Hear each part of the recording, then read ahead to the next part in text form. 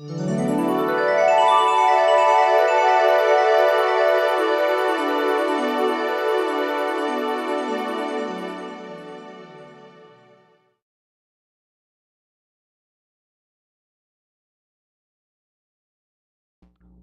woman I love dearly.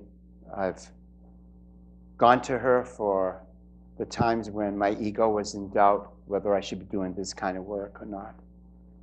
And the one thing that she always told me was listen to that voice. And that's what she's been doing her entire life.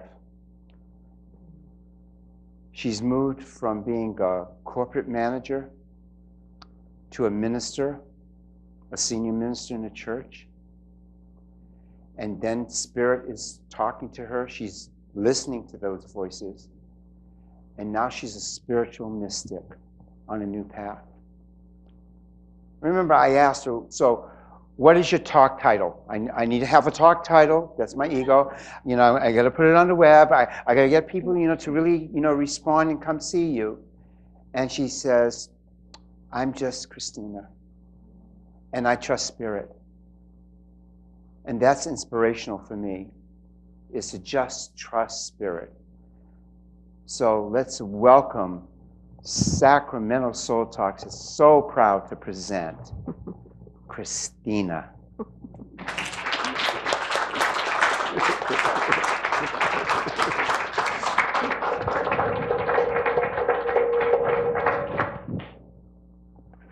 My beloved brother. So this is different for me. As Reverend Christine, I would spend days and hours preparing and practicing and making sure that it was, you know, ready for prime time. And when JG invited me to come and speak here, I really knew that part of this change for me is really showing up differently and trusting. So so prime time, this is my first engagement in my new role that's still really very much unfolding. I still don't know what it all is going to be about, but I'm really enjoying the process. And so it's wonderful to be here with each of you. And I know JG spoke about this earlier, that the law of attraction is at work today, that we are each here because we were, you know, drawn here. And I thought about, you know, Sacramento Soul Talk. Well, what is the language of the soul? I've been with that question. What is the language of the soul? And again, JG earlier talked about art being one of the way that the soul expresses. And when I hear John playing his music, that to me is the language of the soul. But I wanted to ask you, what do you think the language of the soul is? Hang on, Bill. I just speak to the mic. The language of the soul is love. Love, yes. Who else?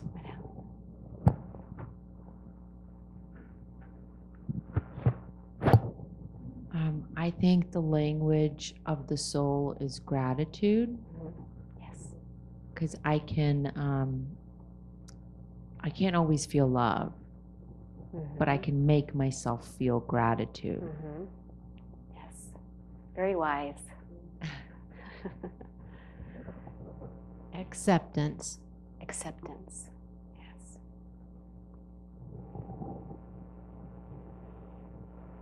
So, yes, Brenda. Grace. Grace. So that's a fascinating word, grace, the concept of grace.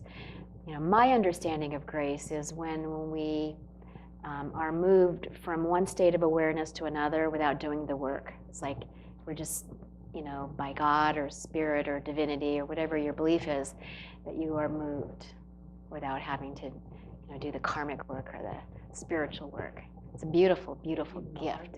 Or even the hard work, yes, yes. Well, you know, it's interesting, the soul language. One of the teachers that I love to learn from is Abraham Hicks. So Abraham is a channeled consciousness, a group of consciousness through Esther Hicks. And they talk about you know, well, gratitude for one. I was thinking about this earlier, so you named it as well. That love is kind of a loaded kind of a word, and it can be tricky. But appreciation is really a high vibration, and so being in the experience of and the energy of gratitude and appreciation really is, I believe, one of those human energies that we can work with. And I believe that we are these beautiful streams of energy and light from the source. And we come into these bodies, and then so how does our soul communicate through these bodies? Well, I think our emotions are indicators of when we are in alignment or not in alignment with the source where we come from.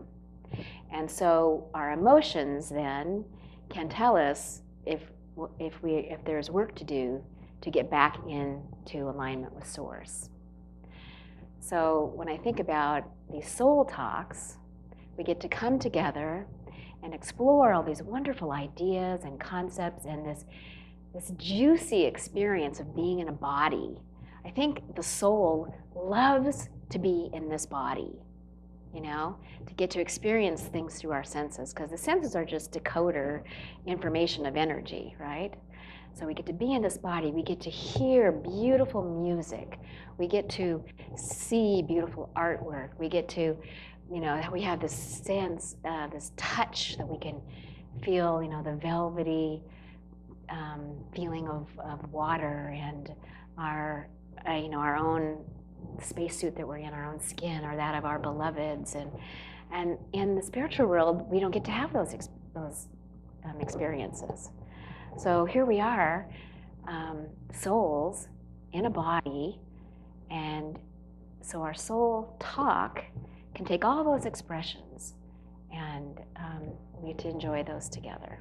So that was kind of a little aside. I just thought, well, what is the language of the soul? When we're in these bodies, it's our senses, and especially then those expressions that we interpret and create through our senses, like art and music and poetry and all those kinds of things. So I love these questions that I'm in these days. So the next question was, well, renew the new. You know, what is that? What's that about? So for me, my talk title that I grudgingly gave to JG, because it's like, I don't know, everything is new for me. In 2 weeks, I don't know what I'm going to be talking about. And it's really, really freeing to be in that space. You know, there's this radical freedom in not knowing anything. And I'm finding it challenging to let go and continue, every day is like deeper ways to let go, because I don't know about you, but it seems like there's so many ways that I have constructs built in my life that I'm not even aware of. You know, they just are playing kind of in the background, and so I'm really wanting to be in this completion cycle and just being open to changing everything, and yet I keep catching myself in these patterns that I have. And so it's just such a juicy time of exploring and trying to really open and open and open, you know. So since we're here and we're gathered together today, I'm guessing that many of you have new things going on. I heard you talking about that earlier, that you're getting ready for a new kind of expression. So again, I would like to hear, if you wouldn't mind, RJG, what kinds of new things are people on the threshold of, or ideas or thoughts, or what's alive in you? I'd love to connect in that way with you. I want to share something real fast. You said something a few minutes ago about a deeper letting go, Mm-hmm.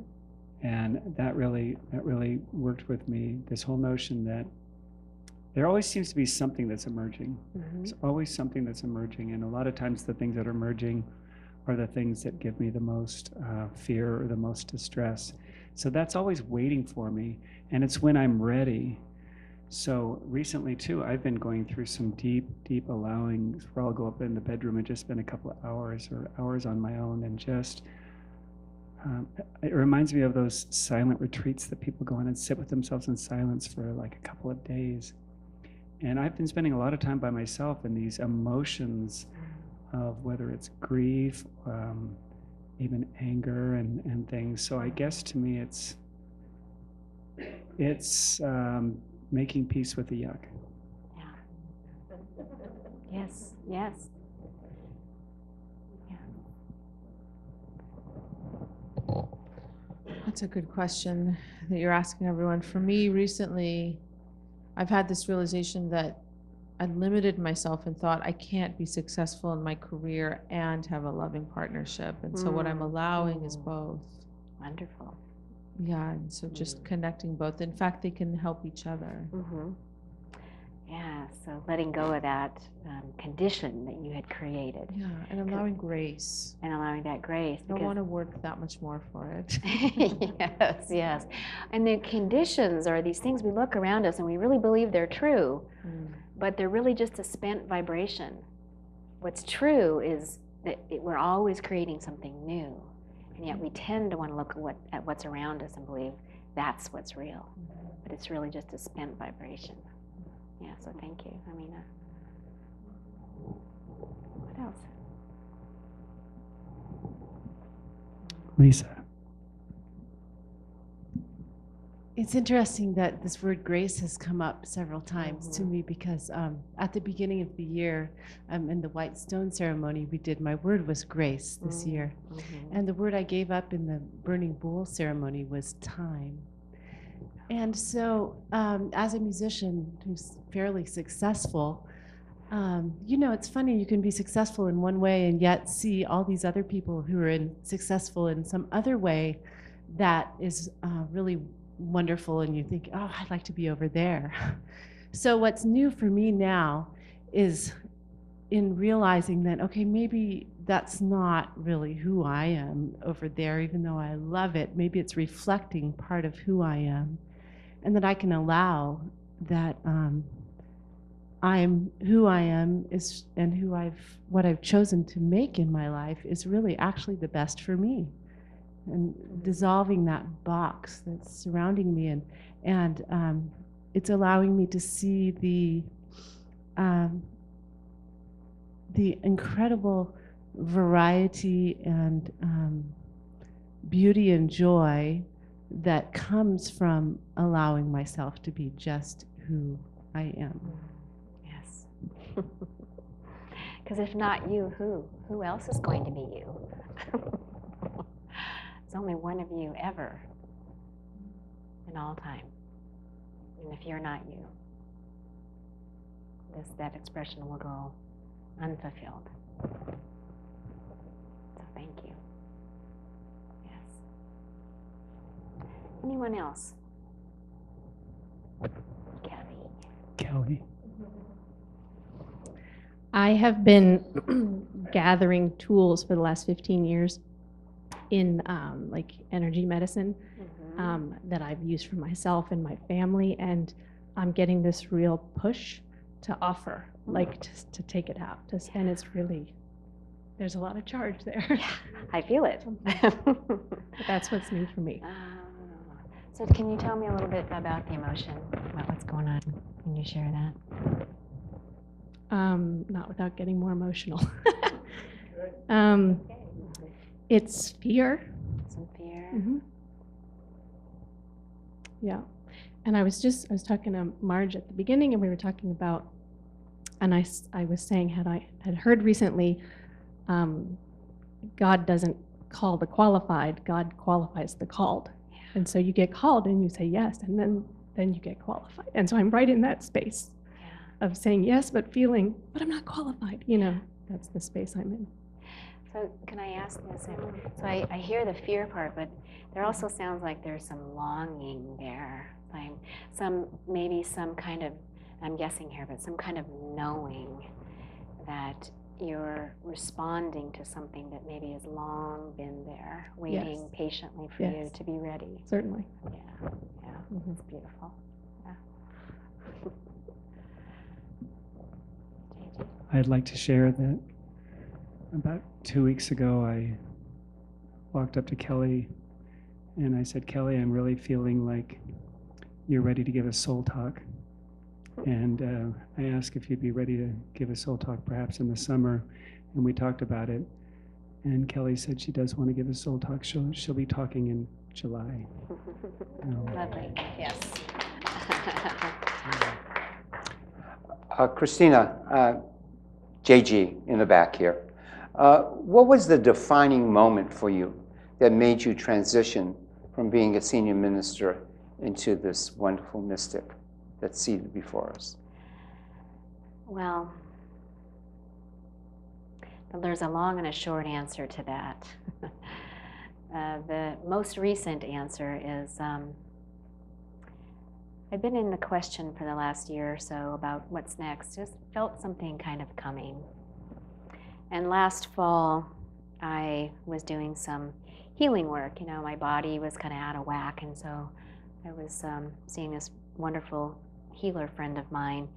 And we had just gotten, you know, all the structures in the body straightened out. And then when that happens for me, the energy really flows. And so I was in this beautiful state of flow. And I had a very mystical experience. And that was the beginning of a series of kind of energetic downloads that I started to get. And it seems important to say that at the beginning of that, I was kind of asked, will you have a choice? Will you take on this new work, this undefined new work? But I always checked with my compass, which is my heart, and it was like, yes, I will. I accept this new work. And then after making that choice, in that session and in subsequent sessions, I started getting the best way to describe it is like a spiritual download into my heart. So I was like, I'd get lined up and get my body all open, and then I would be getting these huge, it's like a column of light coming into my heart, my chest, so much so that my body would lift up off the table, and I'd be just in this ecstatic experience, and it would go on for some time.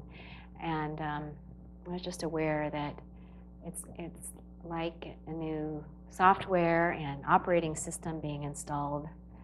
And in one session, before on my way, I usually call in my angels and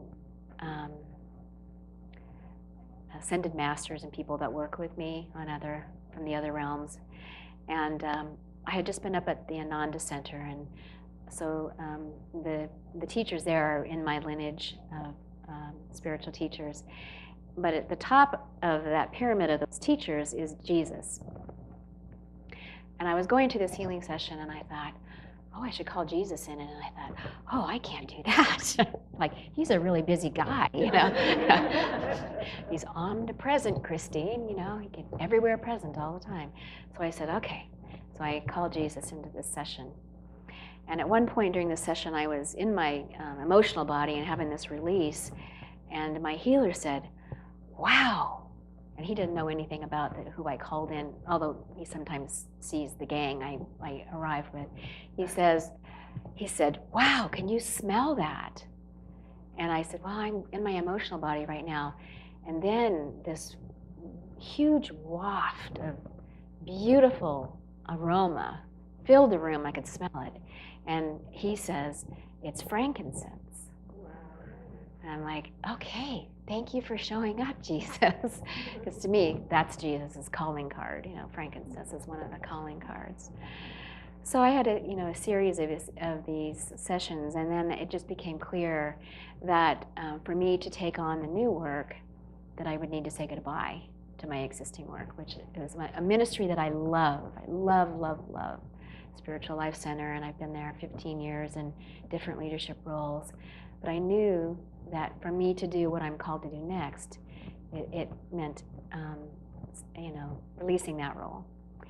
And so I've done that now. And I also was told in some of these sessions that I would be supported every step of the way, that I wasn't going to be told what the end work is yet. It'll be revealed a step at a time, and that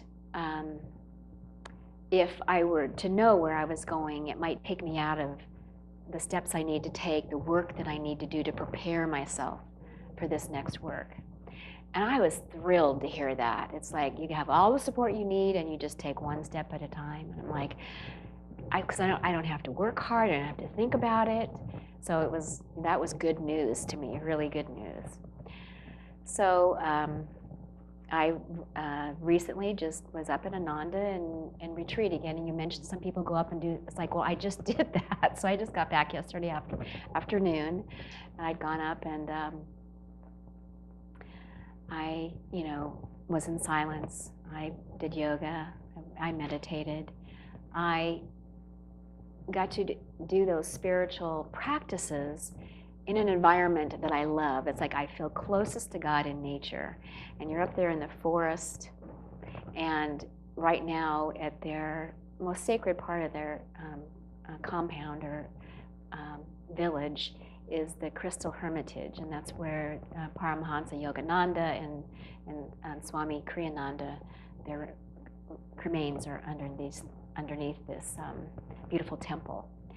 But every year they plant 16,000 tulips, and they're blooming when I was there.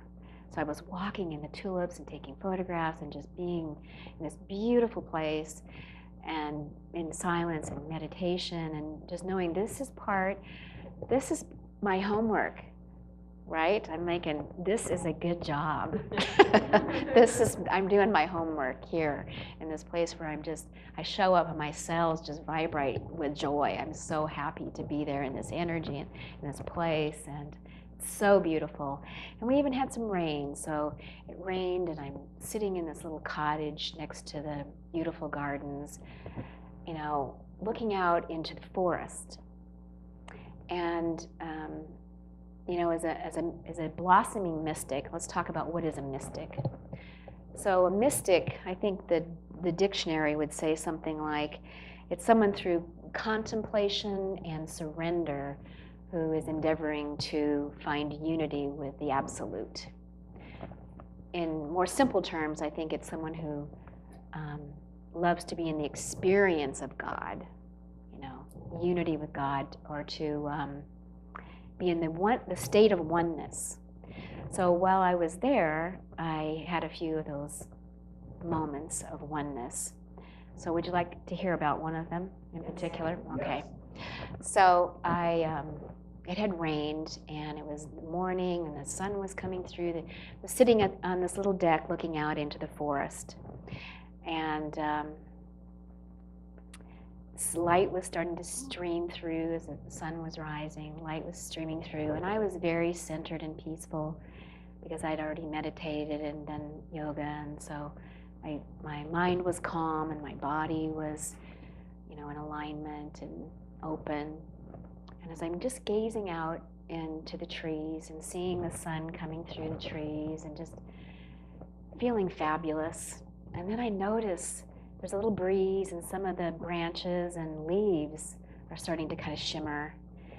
And I can see little drops of water on all these leaves on this branch. And it's so beautiful. And then as I'm looking, and this is what happens for me, the deeper I go and the more connected I get, my vision starts to change. I see things that I don't normally see during the day. And so now I'm seeing these raindrops on the tips of the leaves.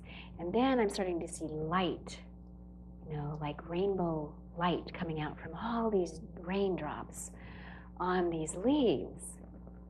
And as I'm talking about it, I'm just getting this great energy up my spine. And as I'm just staying with that and just watching this beautiful display of natural beauty, and then this light and the rainbow lights coming out of these little drops of rain. And then I'm realizing, well, I have those drops in me. My cells are like those raindrops. And then it's like this beautiful communion starts to happen between those raindrops and the light and the drops, the water in me. Our bodies are mostly made of water, and the light in me. And then then it starts to happen as this connection, this awareness here, but then it's also physically happening in me. And I'm become one with all of that in nature that I'm seeing, and the tree, the branches, the leaves, raindrops, the rainbow light. And it's like this is what going away so we can quiet down and connect, this is what the gift is. And so I have these however many timeless time connecting with these raindrops and this light, and knowing that I am one, that I am that. So that's the goal of a mystic, is to achieve that state of oneness. And I wish I could say that, I stay there a long, long, long time, but I don't yet. So I'm still creating environments and ways for me to get to that state. And it's a practice. It's a practice. So and also, as I'm in this completing of one phase of my life, I've been a corporate manager for 25 years, and then one day I just knew it was time to quit, and I left, 6-figure salary, didn't know what I was going to do, and but I was really clear it was time. When I became clear that it was time for this new work, people say, "Oh, it's so brave, you just quit and you don't know what you're going to do." But I have to honestly tell you, I don't feel like it's taking any courage, because once I become clear, there's just no other logical thing. There's just nothing else that makes sense to me. So you just do that thing that you feel clear about. And there's lots of this that I'm not clear about. And there are days when I felt pretty funky, like I'm grieving, leaving this beautiful community that means so much to me. I don't know what I'm going to be doing. I think I'm going to sell my house, but I don't know what that means. And then it's like, well, what about all these things we're supposed to do? I was raised by a family that came from the Midwest, and you're supposed to work hard. And what if I'm just like hanging out and staring at raindrops? Am I going to? Is my grandmother going to strike me with lightning? So I have these exquisite moments, but I also have these pretty funky moments too, and it's okay. One of the other things I've been doing as kind of a spiritual practice is reading beautiful poetry, and I have poetry by David White, and he has a whole 2-CD collection called Midlife and the Great Unknown, and it is fabulous. So if you're in that transition place, I got it used online for like $10. So Midlife and the Great Unknown, and he quotes his own poetry and other great poets. But there's this one piece, I think it was from Dante, and it is, "In the middle of the road of my life, I suddenly awoke in a dark wood where the true way was wholly lost." Isn't that beautiful? In the middle of the road of my life, I suddenly awoke in a dark wood where the true way was wholly lost. And it's that idea that before we can find our new way, we many times need to be willing to be wholly lost, to let go of the past and all those constructs and roles that we've played, to more fully become who we are to be next. And so I'm in the dark woods sometimes, and in the very light woods sometimes. And I'm learning about the idea of completions, which is not, and harvesting from the season that I've just completed. I believe in our culture, many times we're on to, well, what are you going to do next? And, you know, what's my, you know, we get it from ourselves and from everyone around us. What's next? And the idea of just taking time, as long as it takes, to really harvest the crop. Because if we miss it, it's like we can't come back necessarily all the time and get that harvest. We'll miss it, or the fruit will rot on the vine. So in really harvesting and giving myself permission to take all the time it takes, and that means feeling all my feelings and going away and just being open to something which I have no idea what it's ultimately going to mean for me. You know, I filled out a form the other day at a practitioner's office, and it said occupation, and I wrote mystic. And I thought, well, I guess it's official. It's on a form. It's on a form somewhere. But I really don't know what that means, you know. The idea of poetry is coming to me, and that really surprises me because I've never been much of a writer. And yet when I am sitting there looking at these raindrops on the leaves, I'm like imagining that they're these beautiful ears of like elfin fine ladies, and the drops are the jewels on their ears. I'm thinking, well, that kind of sounds like poetry. So who knows? That may be part of what's coming. Yeah. Someone said today in here something about being vulnerable and failing. Oh, it was you again, JG. We're in each other's head a lot. That this idea that really to be on this threshold of a new being or way of being, that being okay with being vulnerable and even failures. And there's parts when I look back at my career at the ministry, and there feels like, oh, there's things I didn't do or didn't do well enough.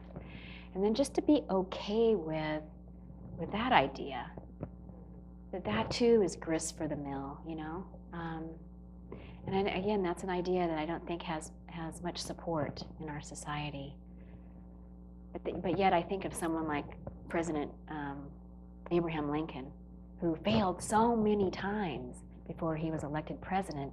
And if he would have stopped, you know, the great good he did in this country, we may never have seen that. We may never have had that happen. So this idea of just being in this very open and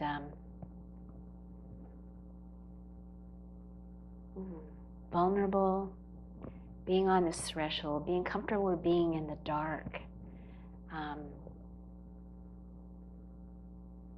not knowing.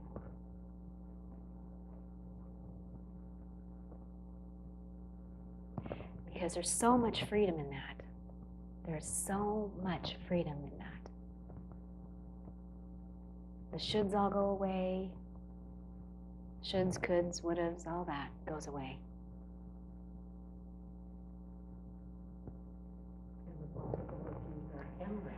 Yes, then the possibilities start to blossom from that. Yes. So this is a moment, Brenda has been a dear friend of mine for a very long time. And just before I left the church, people have been asking me to create a meditation CD for a very long time. And so I said, well, I better do it now because I'm running out of time. And I have lots of her art in my home, which I love. But she so very graciously gifted me one of my favorite pieces of her art for my CD cover. So a little marketing here. CD cover, Brenda's Dove of Love, with a meditation that so I have some available at the end if you'd like some.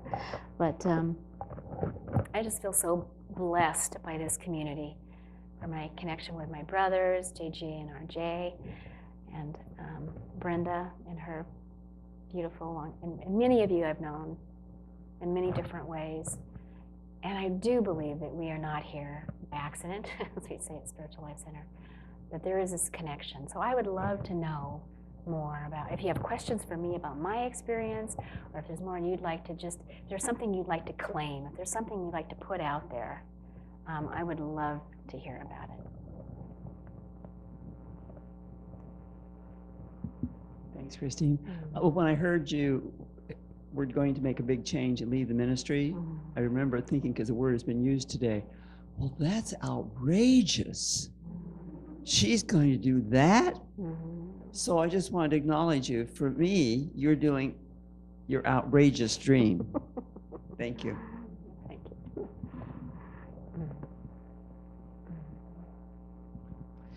I also wanted to acknowledge you and say thank you for being so unstructured, as you're so structured with your speaking, and it was really beautiful. I'm curious how you stay. Actually, before I ask my question, I do have to go back to San Francisco. So if I walk out, it's not that I don't love all of you. It's that I've Well, gotta thank you go. for making that long journey both ways to be Yes. with us. Yeah. Thank you. I'm curious how you stay in this space of love consistently. I feel it from you. You know, it's this peace and serenity. How do you maintain that? Well, I don't always. I'm not always in a state of love. And it is a practice. It's a practice. And over the years, I you know, from practicing, I can spend more and more time in that state. But really, it has to start with self-love. And the more I have learned to accept myself, and with all of, you know, my warts and flaws, the easier that has become. And then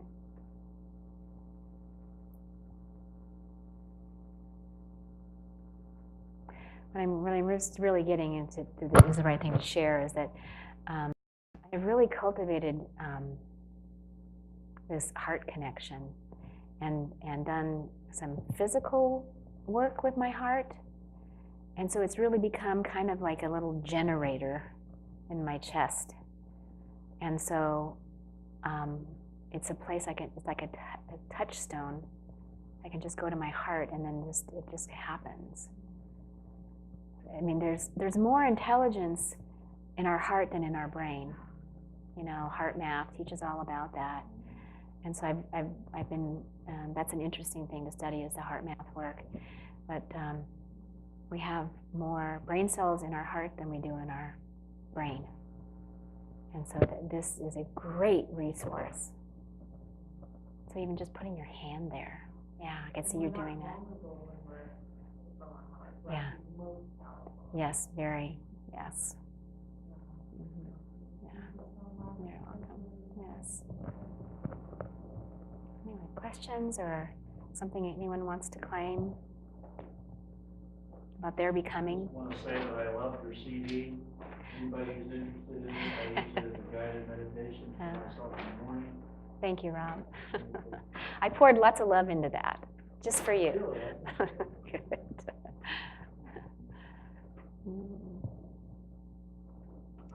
Who is next? Make a declaration. I can talk about how are we doing for time? Because if there are We have questions. about 5 more minutes. 5 more minutes? Brought my, I did a reading while I was on my retreat. This is fun. So it's all about dreams, playful, pure, youthful, and luscious. I love that word because spirituality is so luscious, you know? God is so luscious. I mean, where do we think it all came from, right? So it's a beautiful thing. I'm so glad we're over the Puritan age and into a more expanded understanding of spirituality. Let's see if there's, I have my journal from the last few days. Oh, there's a term that David White used, investigative vulnerability. Isn't that great? Investigative vulnerability. So as we're in the question and allowing ourselves to be vulnerable.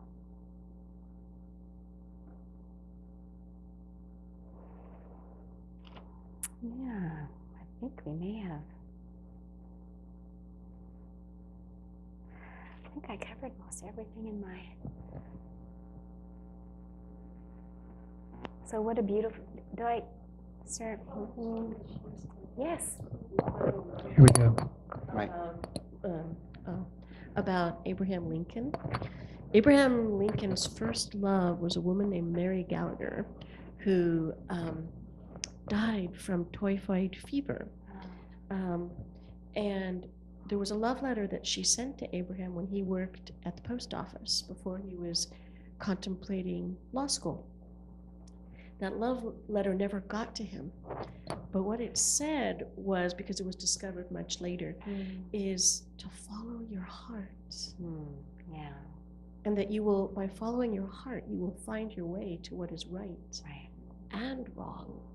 And I give you my love and leave you in peace because you have a great destiny. So how about that? Isn't that interesting? Behind every great man is an even greater woman.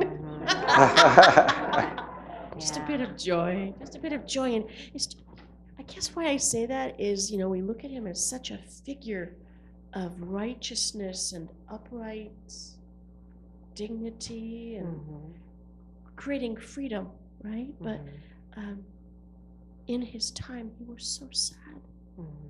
He was such a figure of sadness, and he gave so much. Something about sacrifice. And I look at his eyes, and I think of his eyes when I had to, recite the Gettysburg Address. Such a great figure. Great figure. Well, I'm so glad he joined us here today. So I want to just invite everyone to rub their hands together, get the energy flowing. And then we're going to have a beautiful heart treatment.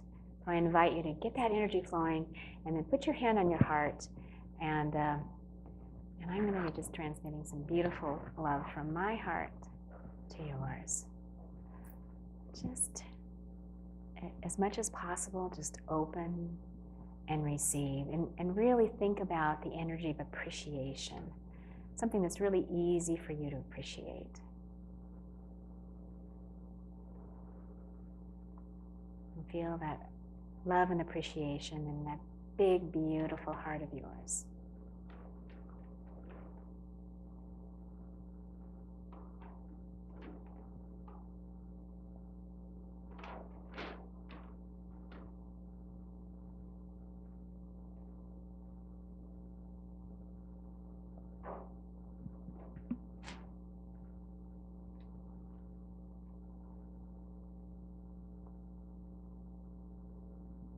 And from my heart to yours, bless the beautiful expression of love that you are. The one and only you. What a gift you are to everyone, to this world, to the universe. Thank you.